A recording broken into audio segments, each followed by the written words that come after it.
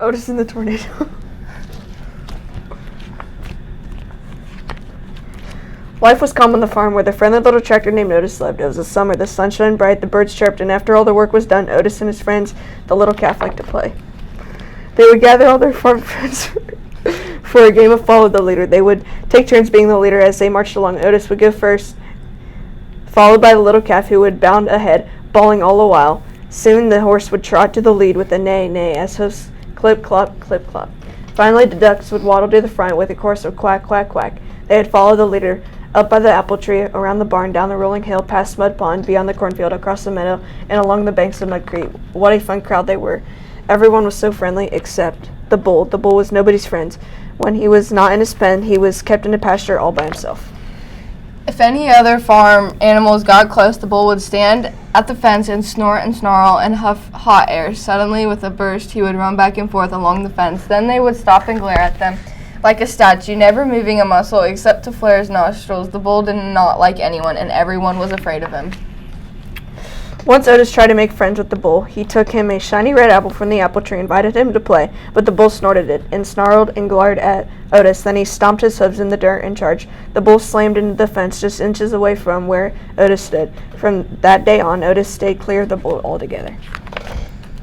One day, the farm skies began to swirl and turn dark. The winds blew and the rain came down. The animals in the barn grew restless and jittery. The skies tumbled and turned and tumbled. Otis didn't mind the rain, but there was something different about this storm that he could feel deep down in his pipes.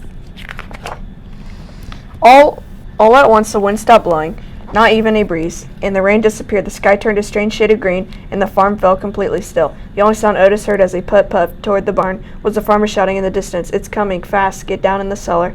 The farmer was in such a hurry that he had no time for the animals. What was all the fuss about? Otis wondered. Then he turned and saw something that rattled his frame and shook his fenders. A tornado.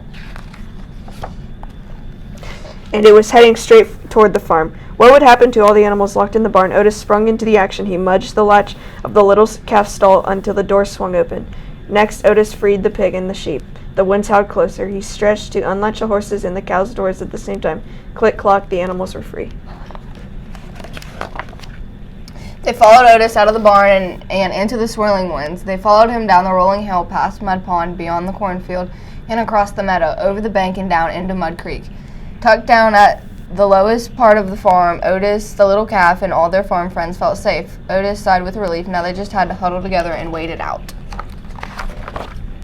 But just as they squeezed close and tight, Otis heard an awful bellowing cry, the sound of a large creature in trouble. From the bull, he was locked in his pen. From the safety of Mud Creek, Otis saw the tornado speeding in the terrified animal's direction. Lightning crashed. The tornado howled. The bull screamed. And in a flash, Otis was gone. He raced across the meadow, beyond the cornfield, past Mud Pond, and up the rolling hill to the bullpen. Otis found the bull tucked into the shed, shaking in fear. Otis tried to unlatch the gate. It was locked. He slammed head on into it. The gate shook but held firm. Otis rammed it again. The gate teetered. The bull wailed like a baby. Otis spun around and threw himself in a reverse, revved his engine, and charged back into the gate. Crash! The gate shattered in pieces. Otis shook himself off, gave the bull a friendly chuff, and peeled out.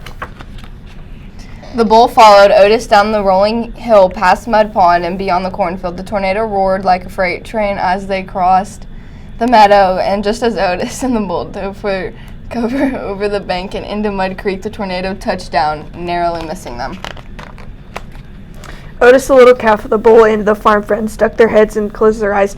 They never heard such a fury or felt such a rage, but they were all safely tucked down in the Muddy Creek's bed at the lowest part of the farm, and they stayed huddled there until long after the tornado had passed.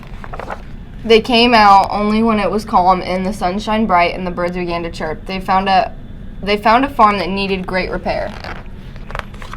But when the work was all over and it was time to play, the farm friends discovered they had a new playmate. This one snorted and stopped his hooves in the dirt. He flared his nostrils and huffed higher, but instead of a snarling glare, he wore a happy grin and friendly gaze as he took his place in line with Otis and the little calf in a grand game of follow the leader.